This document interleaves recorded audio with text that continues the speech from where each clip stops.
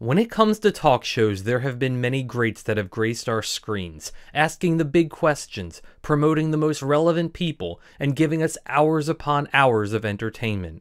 From The Oprah Winfrey Show, to The Late Show, to Live with Regis and Kathy Lee, now Kelly and Mark, there has been no shortage of great talk shows over the years. But that's not why I'm here, and you should know that by now. What follows is a list of talk shows that for one reason or another failed miserably. Some were successful and fell from grace, while others never experienced grace to begin with, and others, well, they just sucked. So here we go with 10 failed celebrity talk shows. A few ground rules for this list.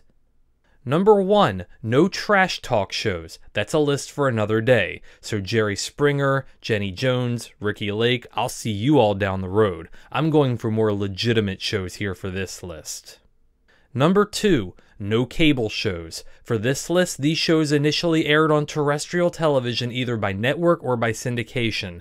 They may have appeared on cable later, but not in its original format. That would bloat this list something awful. There are going to be a lot of shows that did not make this list. It's just a list of 10, and there are no real metrics as to how these shows are ranked. So obviously I might leave off one or two of your favorites, but do let me know and they may make an update sometime in the future. Number 10, The Wanda Sykes Show. The comedian had a show on Fox that debuted in the fall of 2009. This show, which aired on Saturday nights, was an eventual replacement to Mad TV in the lineup, which had aired on the late-night slot since 1995.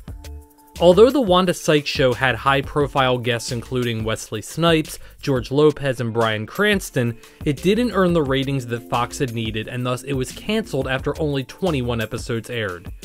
It was not immediately replaced, leaving Fox to present no programming opposite of Saturday Night Live since 1995. Number 9, Megan Mullally. Upon the conclusion of her role as Karen Walker on Will and Grace, the popular actress almost seamlessly transitioned into hosting her own syndicated talk show, but the ratings just weren't there.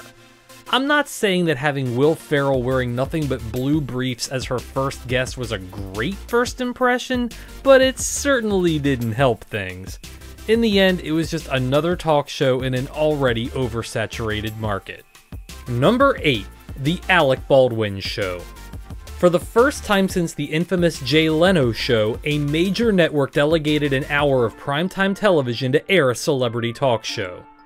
In an effort to capitalize on Sundays with Alec Baldwin, the Academy Award-nominated actor was given an hour on Saturday night primetime on ABC to sit down in a one-on-one format with no audience and no bells and whistles to talk in depth with the most relevant people in Hollywood. The first episode featured Robert De Niro and Taraji P. Henson and garnered over 2 million viewers.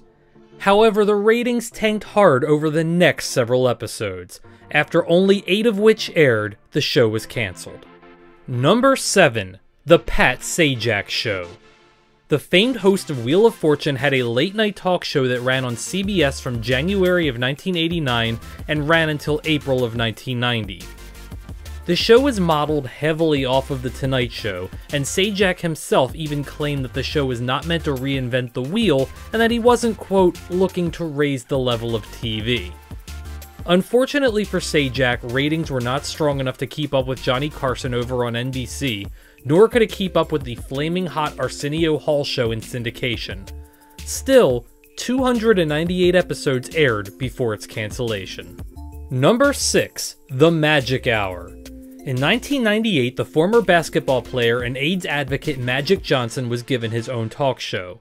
Immediately, the show was panned by critics due to Johnson's perceived nervousness as host. He even admitted he felt like a robot during the show's earliest episodes. In addition, the show was heavily criticized by Howard Stern, who was of course on top of the world in 1998, not afraid to jump into the stigma that is the fact that Johnson was HIV positive. Johnson later commented in his opinion that the show began to suffer because black celebrities were being told by their agents to not appear on this show. Add dwindling ratings, and it was cancelled after only 3 months. Number 5, The Late Show starring Joan Rivers. This show existed in the earliest days of the Fox television network.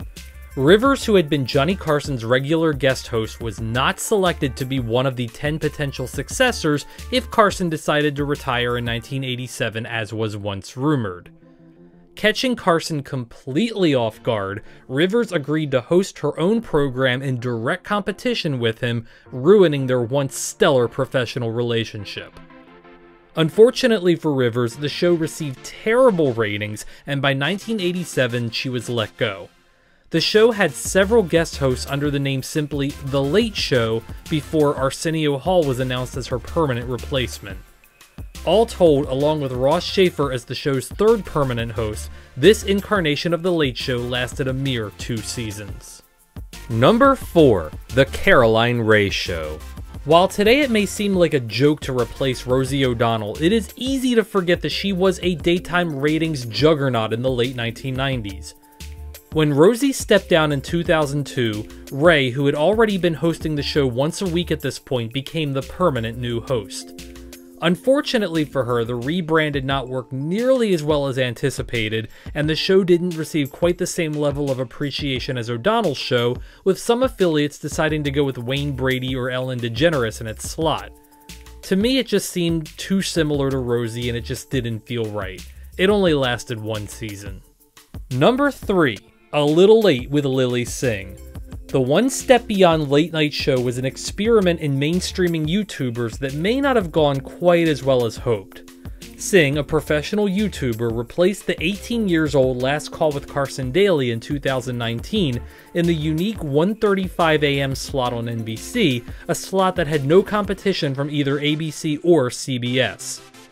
The program started as a traditional talk show, but then immediately Singh went into an impassioned monologue focusing on her being a bisexual woman of color.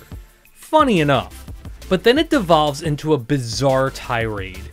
Even the live audience didn't know exactly what to make of this. The show did undergo some major changes, particularly during COVID, but it wasn't enough and the show was canceled in 2021. After its cancellation, the slot was then taken by either a rerun of NBC Nightly News or affiliates would air their own programming, thus effectively ending NBC's 33-year-long presence at 1:35 a.m. Number 2. The Chevy Chase Show. In 1993, Fox decided to jump into the fray, creating a talk show that would be considered an alternative to the new late-night war between Jay Leno and David Letterman. But this show had multiple problems from the start. Advertisers were promised a far bigger audience, Fox spent over $1 million renovating the theater in which it aired, and the host just did not seem comfortable in the role. Most importantly, the show just seemed to be an airplane that lost its rudder, gliding through the air with no direction control and no way to pick up altitude after takeoff. Ratings dropped steadily, and the Chevy Chase Show was canceled after 5 weeks on the air. And the number 1 most failed celebrity talk show, The Tonight Show with Conan O'Brien. I hate that this is number 1 because I love Conan O'Brien, but unfortunately the show failed due to the rather bizarre and unfortunate circumstances surrounding it. There is no simple explanation here. O'Brien was given Leno's blessing on air in 2004 when Leno announced that he was retiring and handing the show over to the wildly popular late-night host in 2009. He did, but Leno did not retire and was given a 1-hour talk show, The Jay Leno Show, 5 nights a week at 10 p.m. in primetime. A curious decision that resulted in NBC needing to find a solution to keep Leno on with Conan, but after hours. Leno would air his show at 11:35, while The Tonight Show would be moved to 12:05. Acknowledging that the show would no longer air tonight, Conan stepped back for the sake of the history of the show, and Leno took his old show over again for 5 years until Jimmy Fallon took over in 2014. Between Leno, the network, the audiences, and the affiliates, everyone failed at this one, and it just goes to show that maybe not everyone who makes the big decisions should be doing so. As for Conan, he bided his time well with live shows, and then following it up with 11 solid years with a new late-night talk show on TBS.